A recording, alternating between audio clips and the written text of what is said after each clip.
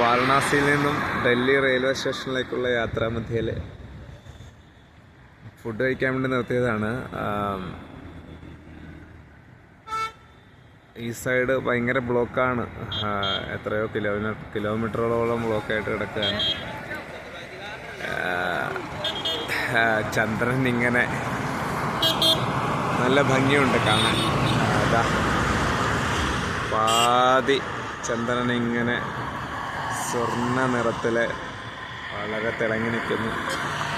നല്ല ഭംഗിയുണ്ടത് കാണാനായിട്ട്. നമ്മളിവിടെ ഫുഡ് കഴിക്കാൻ വേണ്ടി നിർത്തിയതാണ്. നമുക്ക് പോകേണ്ട ബസ് രാംതലാൽ. ഇതൊരു ധാബയിലാണ് ഭക്ഷണം കഴിക്കാൻ നിർത്തിയിരിക്കുന്നത്.